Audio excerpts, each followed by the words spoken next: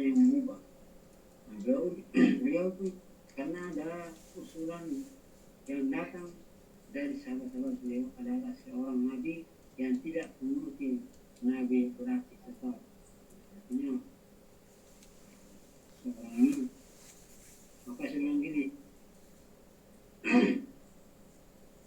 kalau kita benar-benar menjalankan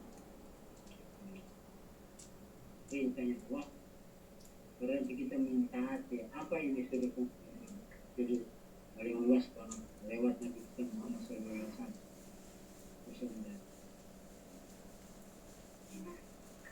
Ini yang kadang-kadang orang, mohon maaf, banyak mengaku ya sebagai umatnya Muhammad, tetapi kenyataan dan berbicara dengan kenyataan tidak sesuai. Apa sih berbicara kenyataan? Artinya dia mengaku memang dia umat Muhammad, tetapi apa yang diperintahkan oleh Rasulullah mereka tidak mengikuti. Ya, karena kalau berpikir orang di atas kita itu luar biasa, diberi kenikmatan, diberi kelebihan. Padahal diberi kelebihan itu bukan untuk memiliki pribadi. Tetapi apa yang terjadi sekarang? Jauh. Nah, salah satu membuat orang itu tidak sadar di situ. Nah, ini saya agak sedikit kalau ketemu cara ekstrim lah, ya. Kadang-kadang yang menutup akal pikiran kita itu apa? Sering kita dengar dari baik dari kalangan manapun, atau itu entah itu orang penceramah ataupun orang tua berbicara kadang-kadang banyak-banyak anak beramal, ya, banyak-banyak kamu beramal supaya ibadahmu diterima. Nah, karena ucapan inilah yang membuat manusia itu, khususnya kaum muslimin, sering bertentangan dengan dengan rasa keimanan dia. Itu saya bilang tadi. Bayangkan saya bilang tadi, kalau dia mau sesuatu, dia mau memberi, sama dia mengharapkan amalan. Dia lebih parahnya lagi, setelah kita berbuat salah, berbuat dosa, berdosa kepada sesama manusia, berdosa kepada Rasulullah, berdosa kepada Allah, tiba-tiba ada mengatakan kalau dosa kita mau diampuni, bagaimana beribadah, beramal dan bersedekah, maka dosa dan kesalahan kita diampuni dan pahala kita akan diterima sama Allah SWT. Nah, ini kadang-kadang kalau saya pikir, ya, agak ngeri saya dengar. Ngeri. Padahal saya mengutip dari seorang guru saya, ya, bahwa salah satu ayat dalam Al-Quran tidak ada mengatakan amal dan pahala masuk ke dalam surga. Tidak ada. Saya mengutip dari guru saya sebagai besar, tidak ada satu ayat pun mengatakan amal dan pahala masuk ke surga. Tidak ada. Saya mengutip dari guru saya. Maka sekarang saya berpikir, maka tuh saya bilang umat Islam itu biar dia lihat, khususnya orang-orang di atas lah, kita tidak berbicara di lingkungan kita, karena lingkungan kita juga terbatas, grup kita orang terbatas, seadanya ya kalau yang membantu. Tapi di luar dari penduduk kita itu banyak kita lihat, mobilnya bahkan ratusan, punya perusahaan sekian tahun, lingkungan, tapi apa? Banyak Islam yang membutuhkan pertolongan mereka, tapi mereka abaikan, ya. Dan lebih Indonesia lagi, kalau mereka menyumbang itu harus diraih, harus diperlihatkan. Saya tidak mau masuk ke ranah, cuma saya pikir, apakah ini yang diajar oleh Rasulullah? Saya berpikir pada diri saya sendiri, kenapa orang-orang yang kok diberi kelebihan, rezeki semua, atau keuangan, kok mereka tidak berpikir sampai ke sana? Bahkan Nabi sendiri berdagang pun Nabi berbahasa walaupun dia untung seperak, yang penting halal itu berkah. Ini kadang-kadang di sini lah kadang-kadang kita sebagai umat Islam terperangkap dengan kata-kata itu. Kata-kata itu bisa membuai kita lupa. Ibarat bahasa kita baru dihembuskan angin surga, kita sudah senang, bahagia, gembira, yakin. Tapi belum tentu. Namanya baru kita bari angin surga. Sebulan lagi. Padahal di dalam ajaran Islam atau di dalam ajaran Islam pernah diajar oleh bersedekahlah kau. Itu sebelum tadi, bila kita mampu, kita ingin menolong seseorang, harus punya target. Tahunkah kita bantu? Kita baru bicara sama orang yang kita bantu. Saya mau bantu Anda. Saya kasih waktu Anda harus 1 tahun. Saya bantu. Dan selama saya bantu Anda, tolong Anda. Umpamanya bekerja, hasil itu ditabung dan sebagainya. Nah itulah yang diajarkan oleh Nabi kita. Itu saya bilang, coba bayangkan umat lain tuh bisa mengikuti ajaran ajaran Muhammad. Kenapa kita sebagai umat yang jarang sama sekali saya lihat? Ya, saya kutip, maka saya bilang tadi, saya lama bergaul dengan orang muslim. Ternyata mereka apa? Mereka banyak sedikit yang meniru dari ajaran Nabi Muhammad SAW. Kalau istilah mereka kasih sayang, ada kasih Tuhan. Kalau mereka bilang ada kasih Tuhan, ada kasih Allah, ada kasih Allah. Dengan kasih Allah itu mereka tidak akan ingin membenci atau memarahi orang. Padahal saya kutip itu ajaran Nabi Muhammad.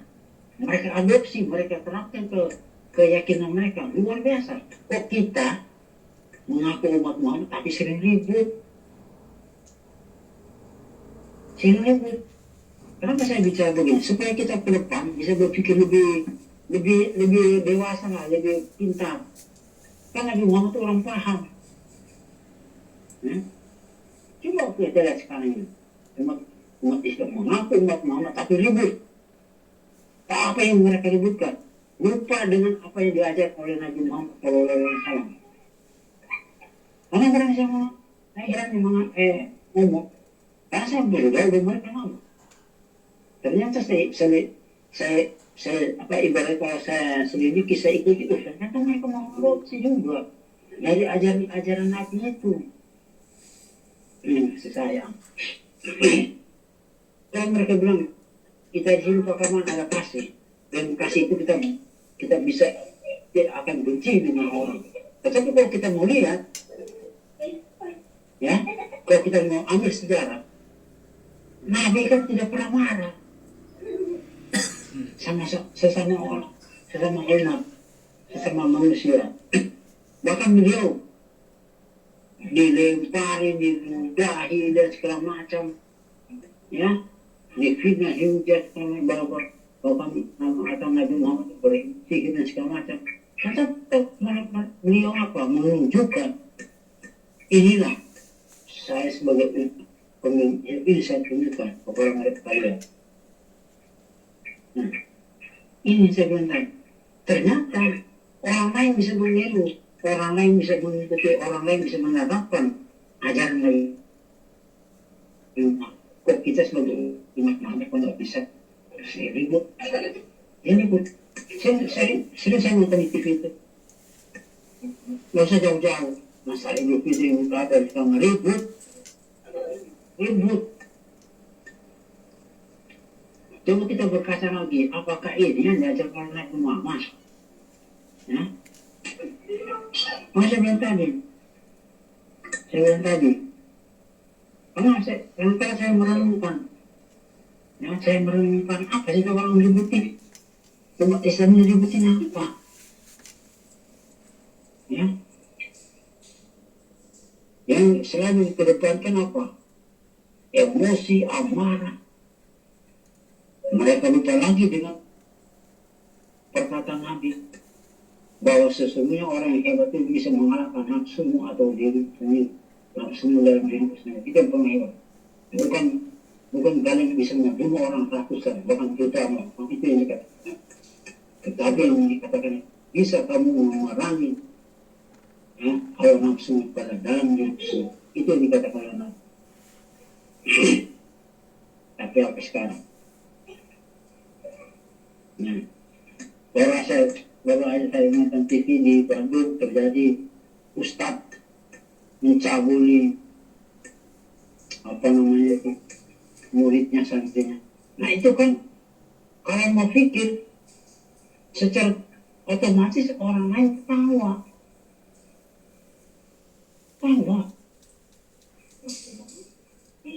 mengaku beragama, mengaku seorang pemimpin sebagai kawannya, tapi kelakuannya mohon maaf ini kan sebenarnya kalau kita mau ambil tentang ketahitan, nah kita yang sudah tahu bersyukurlah. Pertama kita bisa benahi diri kita sendiri, kedua orang tua, keluarga dan anak serta saudara, entah itu sepupu atau ponakan, kita bersyukur, kita bersyukur. Allah Subhanahu wa Ta'ala. Untuk apa kita ribut? Nggak ada gunanya. Ditertawain orang iya. Jadi bahan cerita iya sama orang. Ini saya tadi. Saya pengen sebenarnya mau berdialog dengan orang seperti itu. Tetapi Allah Subhanahu wa Ta'ala belum mengizinkan. Yang bisa saya jawab dengan tadi, saya Ali Jabir, Ali Irham, Abu Sangkan, termasuk almarhum Ustaz Devi, Al-Haksi yang pernah beliau datanya, Pura Araji, pernah saya berdialog secara Facebook waktu itu, ya, termasuk Mama Dede. Saya pertanyakan, rata-rata jawaban mereka, Anda ini tidak paham agama, Anda sesat. Nah, kenapa? Kenapa? Mereka merasa hebat. Oh saya pintar mengaji, kok saya pintar.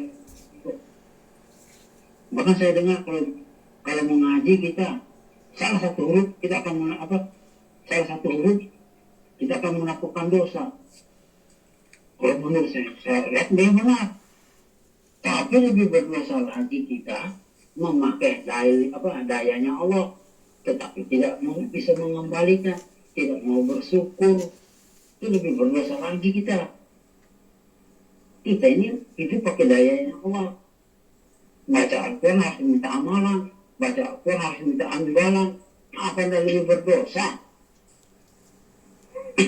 Saya bilang tadi, kenapa saya berani ngomong?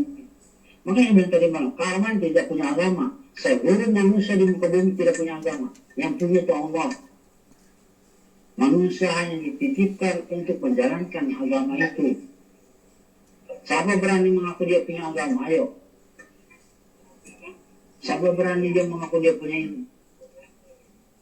Yang berilmu itu hanya Allah.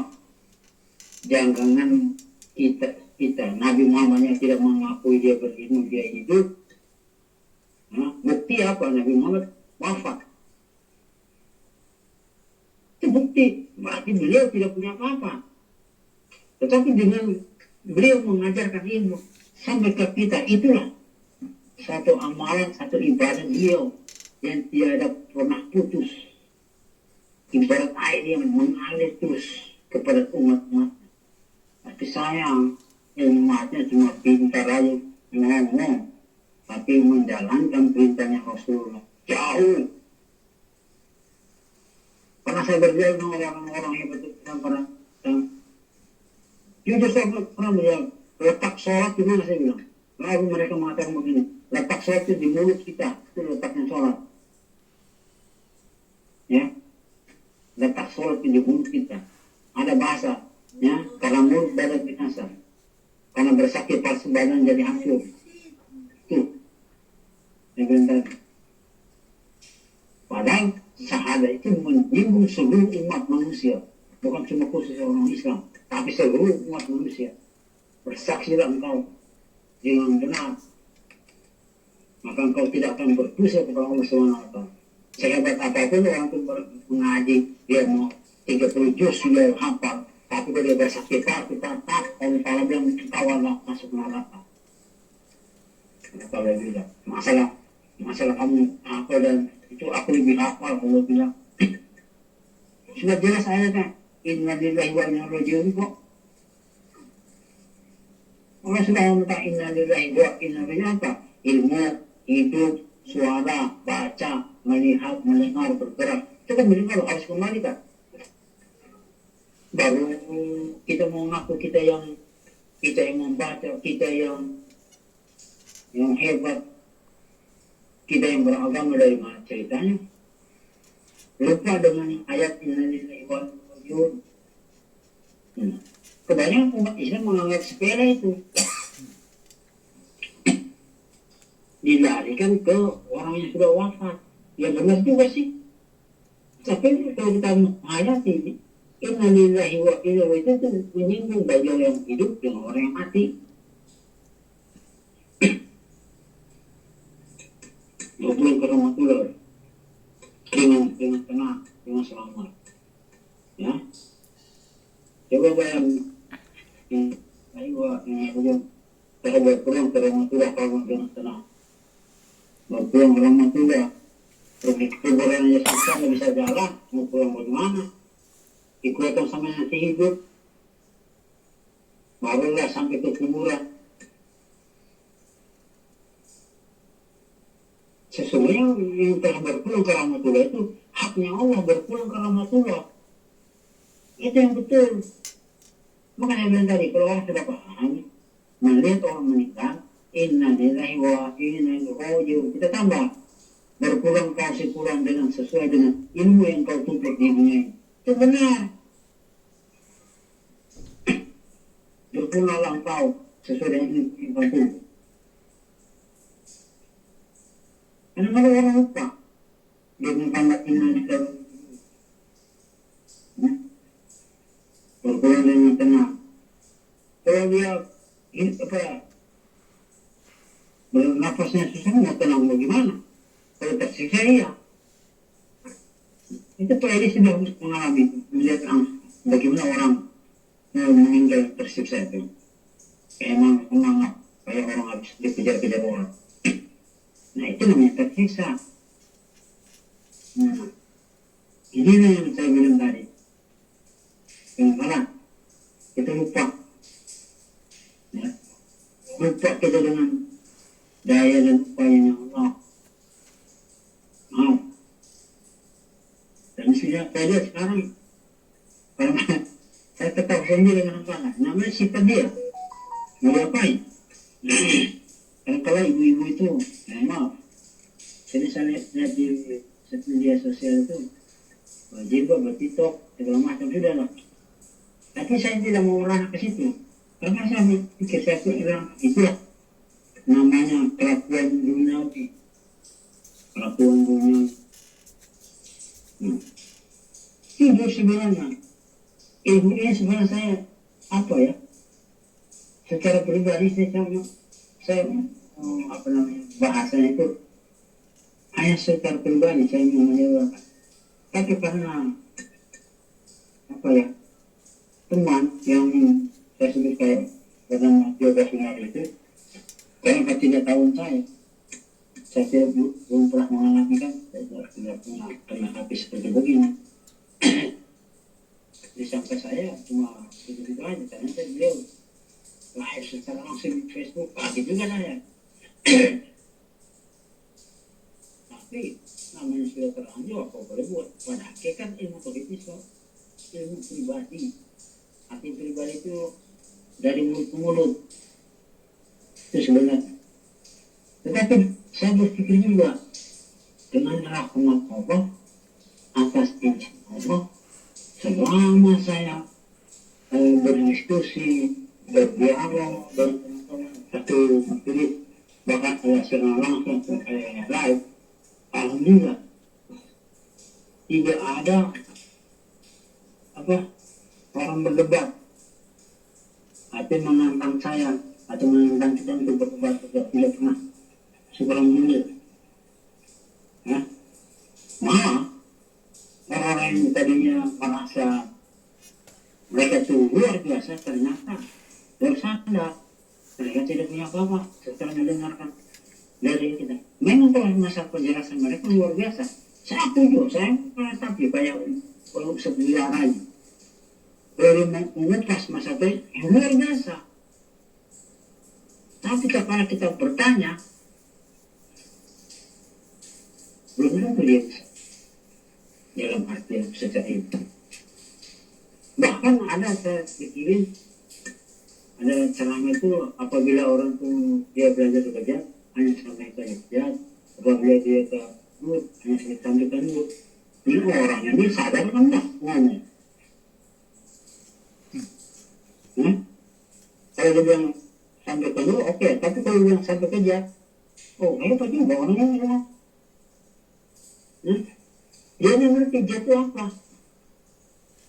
Dia cuma tahu sebut. Coba tanya, mana jet all-color? Mana bisa dia menjelaskan?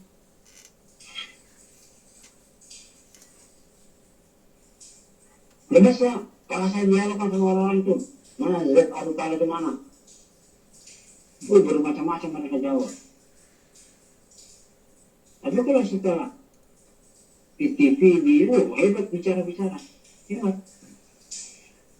Jadi saya pikir tidak pernah saya berdialog pada waktu itu sekitar sama Bima. Mungkin ibu sih tahu itu Bima. Nama Facebook anak itu Bima Sanjaya. Nah beliau itu sering datang ke rumah tiap hari sampai jam 6 subuh. Ya, tiap malam itu pagi dia sekolah, nanti jam pulang sekolah itu jam 3 sampai jam 5 dia. Paman aku mau pulang makan, dia pulang. Aku kembali lagi sampai jam 6. Bayangkan selama 2 tahun. Beliau panen.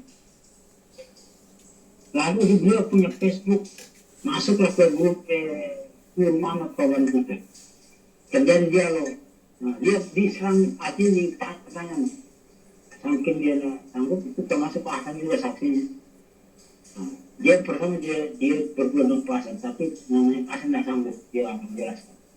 Ketemu lah sama saya, Paman ini sebenarnya dia menerima pihak. Saya bilang, dia tanya, ada lah salah seorang adminnya almarhum Syekh Ali Jamil dari Jaro sama saya. Nah, waktu saya menguraikan, dia bilang kok di Al-Quran tidak ada itu, dia bilang. Anda ini sudah menceng. Ya, ngomong begitu saya tidak mau berdebat. Saya tanya, Al-Quran itu berapa sih? Ya? Oh, dia bilang Al-Quran yang tertulis. Saya langsung dia bilang, saya bilang, sekarang bisa menanya. Pada waktu Nabi Muhammad Sallallahu Alaihi Wasallam mengirim wahyu, lalu Jibril menuntun Iqra, dia Muhammad baca dengan Tuhanmu. Saya bertanya, apakah Al-Quran sudah tertulis? Lalu lah beliau menjawab tidak. Nah sekarang apa yang dibaca sama Muhammad? Al-Quran apa tadi? Ya? Lalu dia berpaling, artinya dia tidak mau ke situ dan misalkan tetap saya kerja. Saya bilang yang dibaca oleh Nabi Muhammad SAW ada Al-Quran tersirat, Al-Quran diri, Al-Quran gambaran diri, itu yang dibaca oleh Nabi Muhammad SAW atas tuntunan Malaikat Jibril alaihi salam. Saya jelaskan, Al-Quran yang tertulis itu hasil daripada Al-Quran tersirat. Di mana letak Al-Quran tersirat itu? Ya di akal, di ilmu. Saya bilang, di ilmu itulah keluarlah Al-Quran tersurat yang sekarang kita baca. Saya bilang, nah apa yang saya jelaskan kepada Anda, ini saya memakai Al-Quran tersurat. Al-Quran tersirat bukan Al-Quran tersurat. Mungkin Anda baru mendengar malam ini, boleh Anda bilang saya tetap tidak apa-apa. Tidak apa-apa, saya bilang. jauh. Lalu beliau almarhum. Lalu beliau yang langsung turun tangan, artinya bertanya sama saya, terjadi jauh. Santai. Kita cerita, saya menjelaskan lah ini kita hari pernah saya bongkar bu, lah sih, gila, gila, kenapa sih? Allah, kayak kaget beliau, mau kaget. Ternyata beliau sedikit memahami tentang ilmu ketauhidan. Ternyata beliau orang Bima. Beliau cerita bahwa istri beliau anak belajar ilmu begini. Alhamdulillah saya bilang, tapi setelah jauh saya masuk lagi ke ranah lebih mendalam lagi. Nah, situlah beliau ngomong. Bertanya sama saya. Saya bilang begini. Pada waktu kita mengucap la ilaha illallah, itu masuk ke ranah kemana? Lah itu masuk, lah itu dijadikan apa sama Allah kepada manusia. Ilah itu dijadikan apa kepada manusia, dan ilah itu dijadikan apa dan Allah dijadikan apa kepada manusia. Saya bilang. Nah situ beliau waktu itu saya ngomong itu beliau agak menyangkal, Dan itu Bima ada sebagai saksi anak yang buat saya itu yang pasal berita ini. Lalu beliau berkata sama saya, seakan-akan beliau mengatakan saya pernah hajat karena kalimat la ilaha itu saya uraikan tidak pantas. Beliau bilang, saya tersenyum yang pertama. Oke, saya bilang kalau memang benar-benar saya tersesat, esok lusa jangan kena esok lusa, waktu malam ini ataupun subuh saya akan kena musibah. Tetapi kalau saya uraikan ini kebenaran, saya bilang, ya, saya bilang sama adminnya, sama beliau, kalau ini kebenaran, kita lihat nanti, siapa nanti kena musibah. Nah pada waktu itu mungkin bapak-bapak itu pernah dengar, beliau kehilangan mobil di subuh. Tuh, setelah saya berjalan beliau, waktu sholat itu, mobil itu orang. Ini bukan saya mengarang-arang, ini demi Allah, demi Rasulullah. Fakta, saya berbicara. Karena murid saya yang bernama Bima itu, dia yang mengetik. Karena dia punya HP. Ya. Masih juga, saya itu, Mama Lele. Karena banyak pertanyaan-pertanyaan itu kepada dia tidak jawab. Lalu dia hapus Facebooknya dia waktu itu. Nah, dia sempat saya berdialog juga dengan seorang mengaku dia muridnya Guru Jai. Ya, cerita. Singkat cerita, saya bilang Anda berpegang di Guru Muhammad ya. Dia mengaku. Nah, setelah dia menanyakan bahwa saya tanya, kenapa sampai disebut Guru Muhammad? Memang yang rumah pasti ada bahannya. Ibarat bahasa roti, mana mungkin tidak ada bahannya. Pasti ada bahannya roti itu. Sama juga manusia pasti ada bahan yang diambil oleh Allah. Saya bilang. Nah, situ dia beliau kelang kabut. Saya bilang. Inilah saya bilang tadi. Bagaimana kita sebagai umat Muhammad meyakini, ya, berulang-ulang kali saya bilang, Ibu dan Bapak, apa yang saya sampaikan, ya, itulah suatu kebenaran. Bukan saya mengarang. Tetapi yang lebih tahu itu kan diri kita masing-masing. Yang lebih kita merasakan kita masing-masing. Ya. Saya pesan, bila Ibu dan Bapak melaksanakan perintah Allah, ya, jika tiba-tiba ada suara, itu mohon maaf, bukan. Oh aku ini, aku itu. Karena dalil sangat kuat dari Faisal. Allah mengatakan, aku tiada huruf, tiada bersuara. La sautin wala sautin. Itu hadirin saudara. Tiada huruf, tiada bersuara. Rasa kami selesai. Dia tidak huruf, tiada huruf, dia tidak berbentuk. Hati berbentuk itu dia tidak bersuara. Itu namanya masih berbentuk. Ya, rasa kami selesai. Dia tidak menyerupai satu apapun.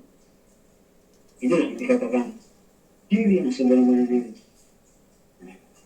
Jadi kalau umpamanya kita dalam bermimpi itu, ya bermimpi, tiba-tiba kita melihat seorang mirip seperti kita, terjadi dialog tanpa suara, itu yang benar. Hanya dia tersenyum, ya itu yang benar. Kalau dia bersuara, saya ini, saya itu, bukan, mohon maaf, bukan. Hati-hati sehingga. Ya. Mau dia puji ini, puji itu, dia mengakui ilmu itu. Itu bukan diri sejati namanya itu. Ya. Bukan diri sejati. Diri sejati bukan begitu. Tidak. Sebenarnya, dia tiada huruf, tiada bersuara, suara itu warna sauti. Gimana nanti ke depan, ibu-ibu dan bapak yang malam ini sudah mendengarkan sebagaimana sehingga kita bisa menjalankan ya. Kalau jangan sesuatu jangan mengharapkan, menyerahkan. Sehingga kita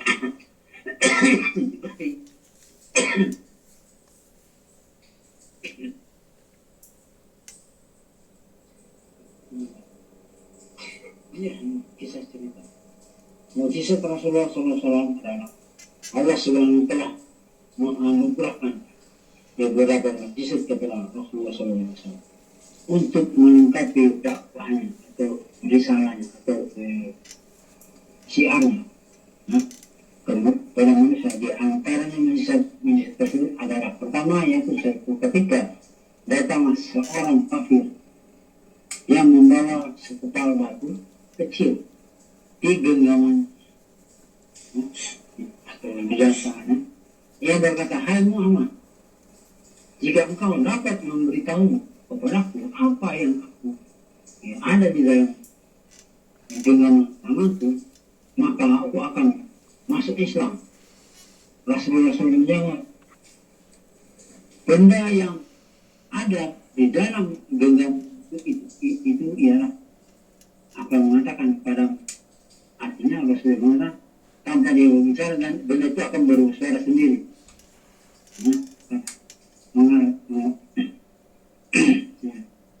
Benda yang ada di dalam genggam itu yang akan mengatakan apakah dia. Kemudian batu itu mengucapkan, ya, saya bersaksi bahwa tiada Tuhan melainkan Allah dan saya bersaksi bahwa Muhammad utusan Allah. Itulah jawaban yang diberi oleh Yesus kepada Muhammad. Suatu hari ada seorang kafir membawa bangkai binatang kecil. Dia berkata, hai Muhammad, apabila bangkai binatang ini bersaksi bahwa engkau adalah seorang nabi, maka aku akan beriman kepadamu. Kemudian Rasulullah menutup kepada binatang itu. Anehnya binatang itu dapat mengangkat kepalanya sambil berkata, saya bersaksi bahwa tiada Tuhan melainkan Allah dan saya bersaksi bahwa Muhammad adalah hamba atau utusannya Allah. Apa suatu keyakinan? Ya.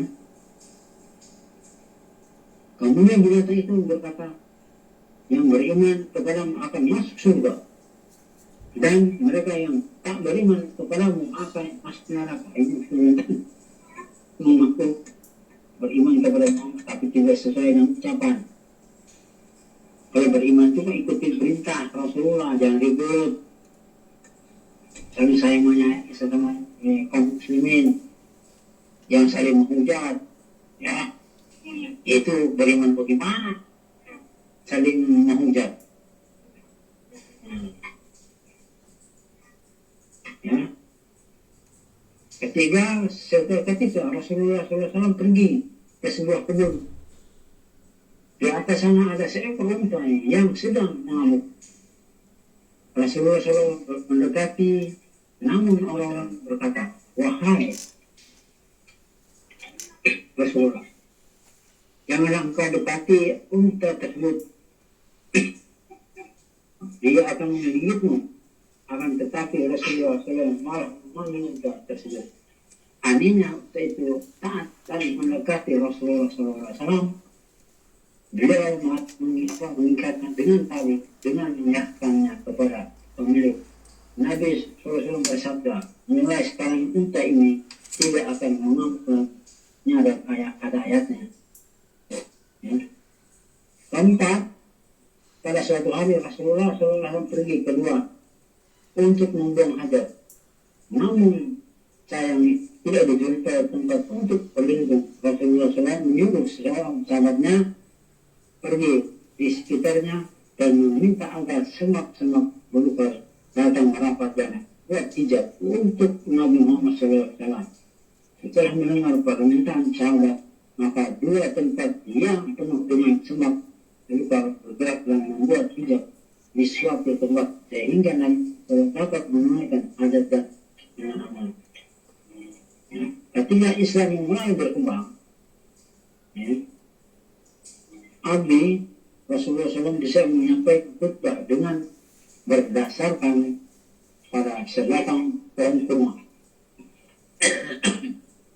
Namun kemudian ketika mimbar telah dibuat, maka Nabi Muhammad SAW duduk di tempat kami dan menyampaikan khutbahnya sehingga pohon kurma itu menangis dengan sedih bagaikan seorang anak kecil karena telah ditinggal oleh beliau. Kemudian Rasulullah turun daripada mimbar dan hidurnya sehingga pohon kurma itu berhenti menangis. Ali bin Thalib radhiyallahu anhu berkata, suatu ketika saya sedang berpergian bersama Rasulullah SAW. Ketika kami sedang berjalan, tiba-tiba bebatuan dan pepohonan mengucapkan, selamat kepadamu wahai Rasulullah.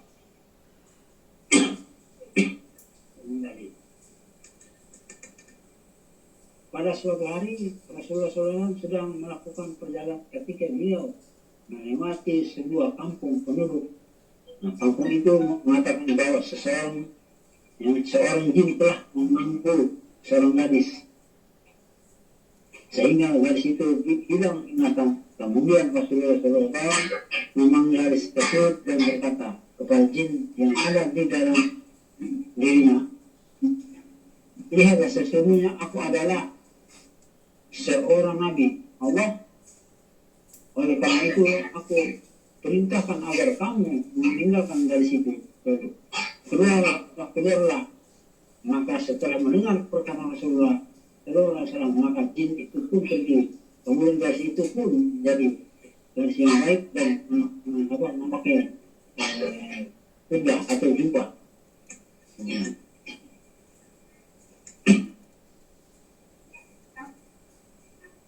Suatu ketika seorang kafir meminta agar Rasulullah SAW membelah bulan menjadi dua bagian. Maka beliau Nabi Muhammad SAW menunjukkan jarinya ke arah bulan.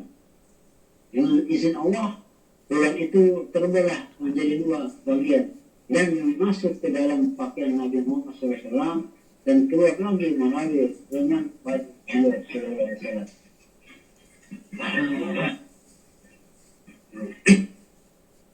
Suatu ketika Rasulullah SAW dan para sahabatnya sedang melakukan dalam perjalanan kehabisan air sehingga kehausan. Rasulullah SAW meminta agar dibawakan sebuah mangkuk besar kepada seseorang sahabat. Kemudian membawakan mangkuk dan yang diminta oleh Nabi Muhammad SAW tersebut. Kemudian Rasulullah SAW memasukkan tangannya ke dalam mangkuk dan keluarlah air dari jari jemari. Akhirnya semua pesawat mengisi jemari mereka sampai penuh. Ketika terjadi perang Khandaq, Rasulullah SAW dan semua sahabat beliau sedang menderita kelaparan, sehingga para sahabat Rasulullah menginjakkan batu di perut mereka. Bahkan Rasulullah SAW pun menginjakkan dua buah batu di perut beliau. Memasak sedikit makanan di rumah dan menemui Rasulullah SAW selalu berkata, wahai Rasulullah, saya telah menyediakan makanan untuk Anda, sedangkan Anda datang bersama beberapa orang sahabat. Namun Rasulullah telah membawa seluruh sahabat dalam jamaah bersebut sampai mereka terjadi teman sangat khawatir makanan yang tersedia tidak akan cukup untuk menjamu para sahabat yang ketika itu berjumlah kurang lebih 1.000 orang. Rasulullah SAW kemudian berdua lalu membagikan makanan tersebut berkat doa Rasulullah SAW. Para sahabat dapat makan dengan hingga bahkan masih banyak menyisakan makanan untuk kesehatan. Subhanallah. Inilah kenapa saya minta, kalau orang sudah memahami tentang keilmuan Rasulullah, nah ini saya cerita ini kan berkaitan dengan perjalanan ilmu, apalagi puasa. Maka saya bentengin kepada rekan-rekan yang telah mengenal. Kalau saya belum puasa, tetap saya berpuasa secara syariat, tetapi saya lain niat. Saya mau makan. Ini saya bapak praktekkan nanti kalau di bulan suci itu mau puasa. Nah, kebetulan mungkin Pak Awang rekam ini yang saya bilang tadi, khusus malam ini di-share-kan ke grup aja, jangan sampai keluar. Kenapa? Saya juga terucap tentang niat puasa. Ya, khusus orang yang sudah berbeat, yang sampai orang lain mendengar, bisa terjadi pertanyaan.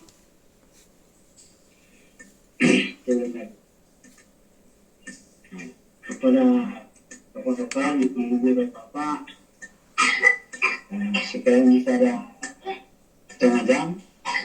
Di sini sudah menunjukkan pukul 1:30. Bila ada dialog silakan. Bapak dan ibu terjadi dialog. Bilang supaya untuk menambah wawasan. Oke, kepada rekan-rekan yang ingin katakan mau bertanya atau minta penjelasan, silakan. Nah, waktu masih ada waktu, ada setengah jam. Izin Pak, saya minta tolong dijelaskan lagi bagaimana cara kita bisa melatih rasa ini biar lebih cepat peka. Selain yang kemarin sampaikan sering-sering kita membaca baiat tersebut apa? Mungkin ada lagi apa? Nah itu gini, kalau kita sudah mengenai baiat itu sebagai tadi, bagaimana kita melatih rasa, memang harus melatih rasa itu. Rasa itu halus betul pada diri kita. Kadang-kadang kita lalai atau lupa. Kedudukan rasa itu sebenarnya di Muhammad. Maka saya minta ini. Muhammad mau berjalan, apapun aktivitas, setelah kita minta itu kita jangan langsung apa bagaimana bilang mau makan Bismillah mau makan langsung tidak kita hitung kita katakan 2-3 detik ya kita diam nanti ada di dalam kalbu itu mengatakan seperti begini Muhammad mau makan Muhammad ya jadikanlah makanan sebagai obat. Nanti obat itu kan bisa menghilangkan rasa penyakit, rasa sakit kita, bisa menambahkan keilmuan kita itu namanya obat. Nah, setelah kita diam, nanti dia berucap dalam hati, aku mau Rasulullah. Nah di situ yang hati. Nah selama ini belum ada suara itu. Jangan berkecil hati. Kalau orang bertanya, Bapak bilang tadi begini, diri itu tiada huruf tiada bersuara, itu beda. Kalau diri itu sudah ramah, sang maha kuasa. Tetapi kalau dimatakan aku Muhammad Rasulullah, itu benar-benar dari Rasulullah. Wajib dia mengatakan aku Muhammad Rasulullah, wajib. Tanpa dia memberitahu, kita tidak akan tahu. Ini tadi. Itu. Nah di situ yang harus kita buka. Kita berinteraksi dengan alam, ya, alam. Nah, selagi kita masih diberi waktu ya kita hayati lah betul-betul. Karena kita mau contoh ini kayak kita mau diam-diam tiba-tiba ada perintah. Sudah kamu begini, itu kita disitulah kita harus peka merasakan seperti Anan Arif karena pernah saya di rumah beliau, saya lihat beliau kan kesibukan tuh kayak kirim kembang kasih makan ikan. Coba kita interaksi secara batinnya begini air luas. Jangan ada ya Assalamualaikum. Nah, udah perlu disebut. Yang penting kita sudah tahu katakan apapun yang kita lihat hidup. Oke kan. Assalamualaikum. Sudah. Kita siramnya air. Assalamualaikum. Awal memang tidak ada jawaban. Nanti lama-lama ada jawaban. Waalaikumsalam. Nah itu berarti berinteraksi. Situ kita melatih rasa itu.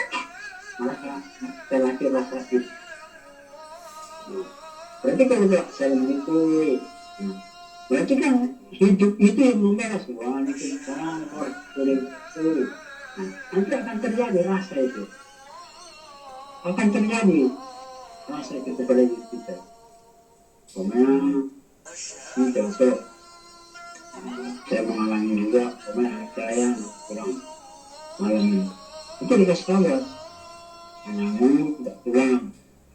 Dia tidur di sini. Sudah. Saya bilang aja. Apa saya bilang? Subhanallah, terima kasih ya.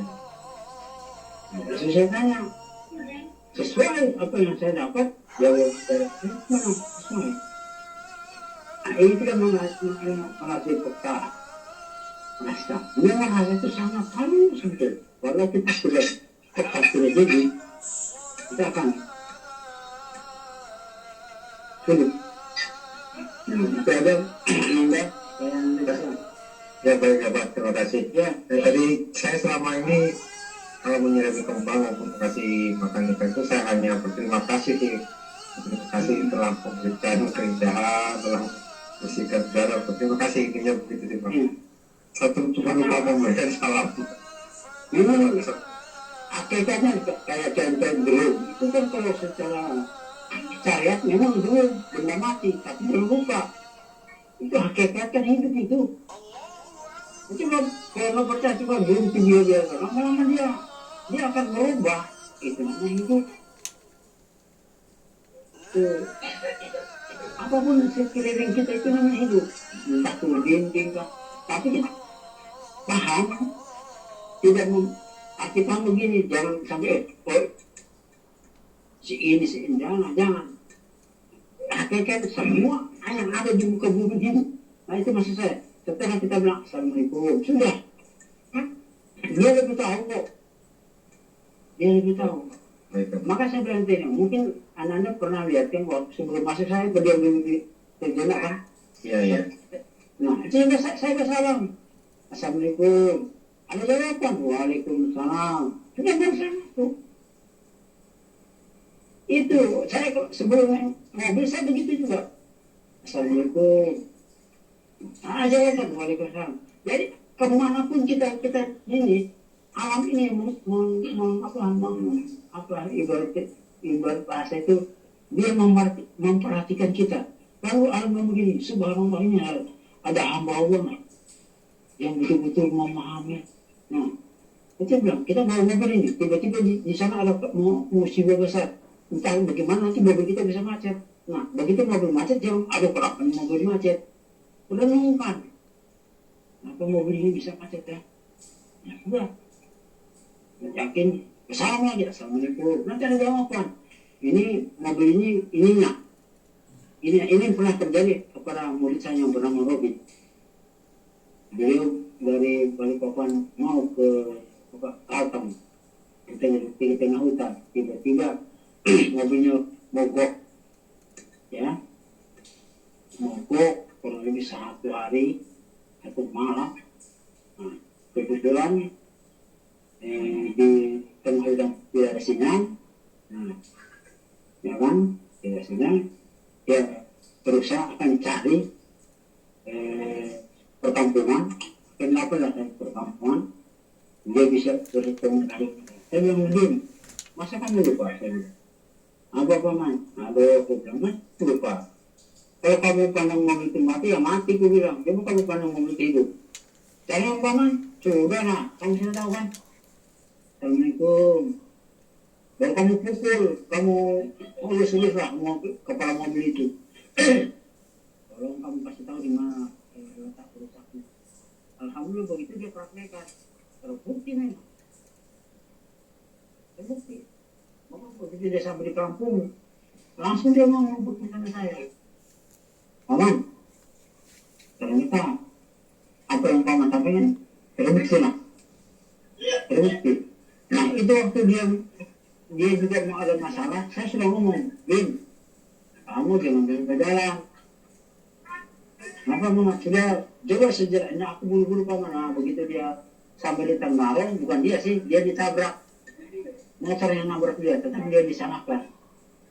Nah itu dia sempat dia ditahan di Polres Tenggarong, dia berjauh.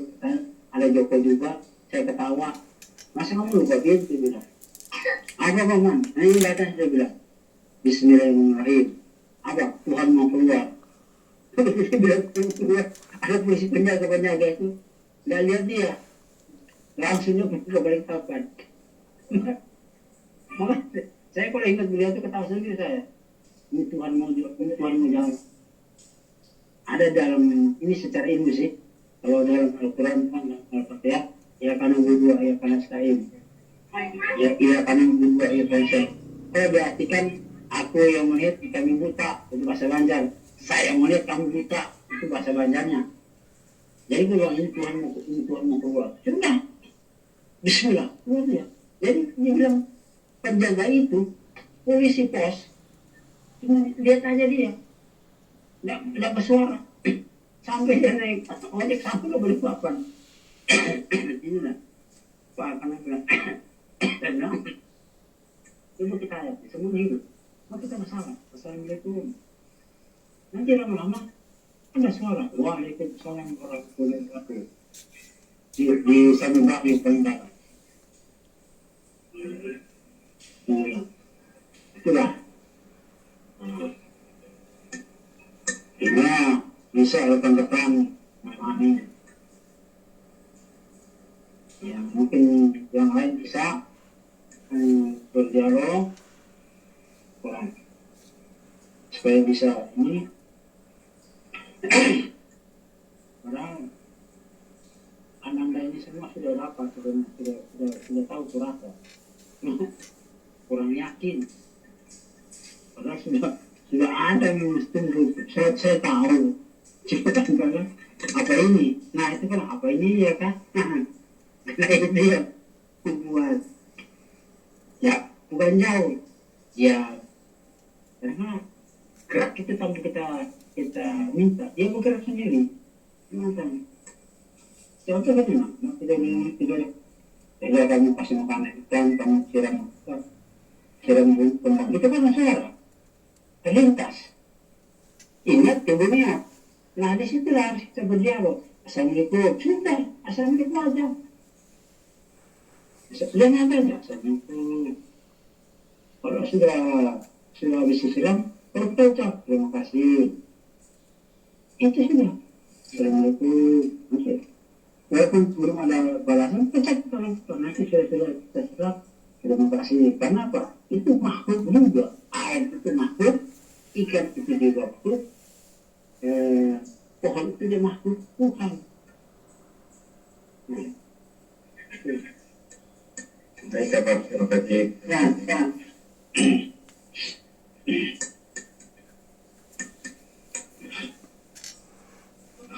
Sabar, ini mau bertanya Pak Edi. Ini kabar dini Pak.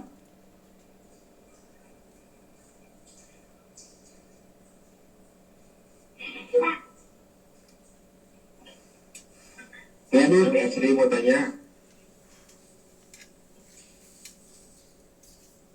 Ibu sudah tanya mana?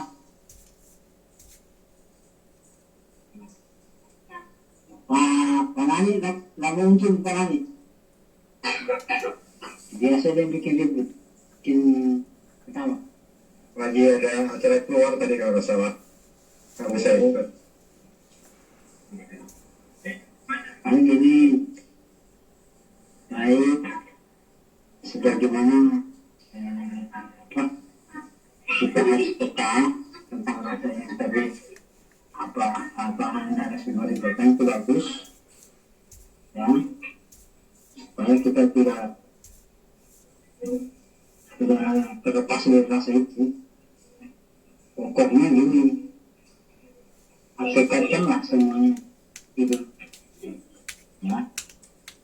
Arti hidup itu kan kalau kita ambil gambaran pada waktu kita dalam air mani itu kan tidak bergerak, dia diam, dia bisa bergerak memang ada hakikatnya. Tapi setelah dia berbentuk darah daging, ya diisi lah oleh, maka bergeraklah si bayi. Itu yang harus kita tekan di situ, karena itu berhakikatan pada mulut. Nah, kalau kita tidak simpelnya 3 hal yang harus kita pahami benar-benar. Kalau masalah dia itu lain, masalah dia kita ucap itu, tidak usah nggak biar karena itu sudah selesai, diam sejenak, baru ketemu assalamualaikum. Nah, itu kan kita bersaing kepada alam ini, bersaing kepada alam. Baru pada waktu kita mau makan, dia bilang mau makan apa pula itu harus kita sini. Nah, 3 hal itu yang harus kita terapkan, sehingga kadang-kadang kita tanpa sadar kita dituntun bawa kayak bawa kenari, kita bersama itu kan sudah sampai itu naik rasa begitu, tiba-tiba sudah sampai di tempat tujuan. Nah, itu saya bilang, saya pernah waktu saya sama Pak Edi ya, ke Bandung, ke Purwakarta, yang hari itu, ya, dia berangkat dari sama Pak Edi itu. Nah, dalam perjalanan itu saya bilang, saya lihat mobil itu truk dan segala macam, ya kan, saya bersalah juga, tahun itu. Jadi ada jawaban, waalaikumsalam warahmatullahi wabarakatuh. Jadi dalam ras itu perjalanan kami mulus, tidak ada hambatan. Nah, pada waktu ketika di kilo berapa itu perasaan saya kuat, enak tuh bilang, satu mata kaki beram, Nah, ada sama Pedi tidur. Ditegur sama Pedi. Kamu tidur ya? Saya diam aja. Padahal saya berinteraksi sama makhluk yang sering ganggu orang tengah malam, kasihan, pagi, sore, pak, diganggunya, makanya sering kecelakaan. Nah, saya kan baru pertama kali ke sana. Baru saya tanya Pedi. Ya, gimana itu yang apa kecelakaannya si siapa itu si Vanessa Angel? Kayak dia di Surabaya ini jauh tuh. Tapi saya tanya, di sini kecelakaannya? Jadi Pedi jawab iya. Nah, saya diam. Itu memang ada orang asing sumber ilmu. Dia ingin sakti, orang lain dia jadikan tunggal. Saya bilang tadi. Nah, itu banyak hal yang waktu saya ini jauh saya ketemu. Cuma saya diam. Dan mau saya ngomong. Terjadi dialog. Ya. Lalu kayak di apa? Di tempatnya anda hari itu sebelum masuk itu sebelah kanan perhatikan mau dua orang, nah itu tapi dia mau lain ya dia lain alhamdulillah. Tapi yang lebih ngeri lagi Tangerang ya, kota maju, tapi mohon maaf magicnya luar biasa sama ya. Luar biasa magic itu yang saya ingin bayangkan gedung-gedung itu ada pakai semua itu, perusahaan itu ada pakai semua itu, pakai ibarat batu bodyguard yang tidak terlihat, nampang lagi. Wow, kalau pakaiin lain nanti saya ada pakai alam jalala, lewat tuh nanti saya nangis. Seperti itu, pagar di pintu masuk, pintu keluar, wow, jauh itu sebenarnya. Saya bertanya langsung, habis itu. Nah inilah, karena itu saya diberi kepekaan dalam kampung awasnya. Nah inilah, mudah-mudahan ya. Kan kayak Ananda Suri, Hari, ada Ari, Dr. Jimmy, serta Pak Edi, itu kan pada hakikatnya sudah mulai peka. Cuma mohon maaf karena mungkin pernah belajar juga dengan orang tidak dibukakan, apabila bertanya tidak pernah dibuka. Nah itu yang membuat cara kita berinteraksi itu lambat. Tapi mudah-mudahan lah, kan kayak Pak Jimmy, Pak Edi, Ananda, Arif, itu kan kalau sama itu baru katakan baru 2 bulan dari sekarang ini. Kalau Ananda Sumarin itu hampir 2 tahun beliau berjauh dengan saya, 2 tahun, maka beliau sedikit mengerti lah masalah hal begitu. Kadang-kadang beliau juga kalau timbul ini, Ayanda saya mau tanya, Mas bilang kalau sudah tahu kenapa yang bertanya? Ninda cuma kadang-kadang beliau kita juga cuma mau ujian sama Ayanda. Aduh, aku bilang pintar juga. Padahal saya ini sudah lah. Nah nanti ke depan saya bilang kita harus memang peka itu supaya kita di sekeliling kita tidak ada lagi orang-orang yang berniat yang tidak baik. Tetapi saya ingatkan kayak Ananda Arif di Bekasi ya, itu radius itu ratusan meter sekeliling. Selama Ananda masih di itu kampung aman. Saya berani bisa buktikan. Selama beliau di situ aman. Tapi kalau beliau sini dari situ lihat aja nanti apa yang terjadi.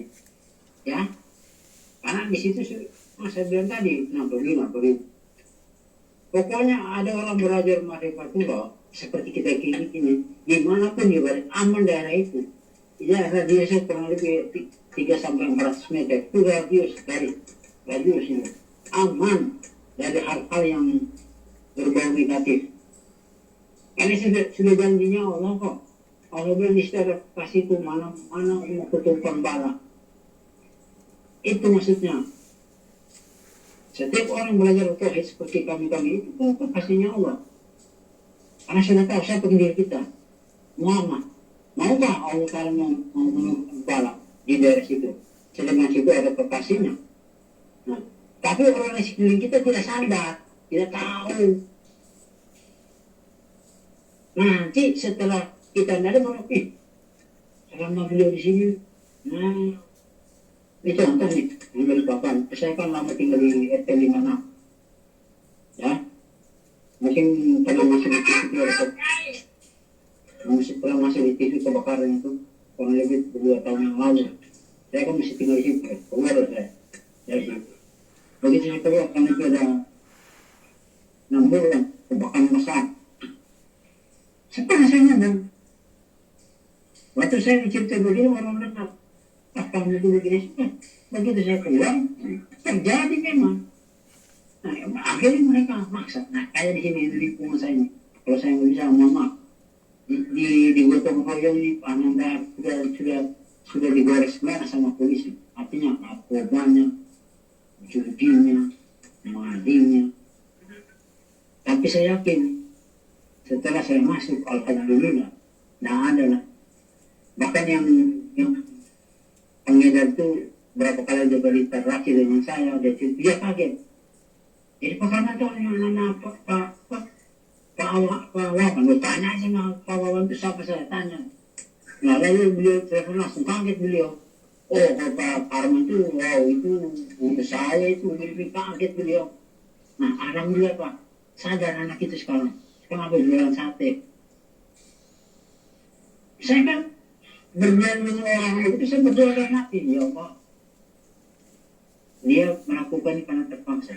Tetapi yang kau lebih tahu ada yang mereka doainlah mereka itu secara batin. Tidak boleh kita teriak-teriak nak perlu. Alhamdulillah sekarang mantap sini. Biasa ribut, ada radiusnya aman. Bayangkan dari Gotong Royong sampai ke rumah itu ada sekitar 4 aman. Aman, tidak ada apa-apa. Ada orang di sini orang Gotong Royong, kita tahu kan saya.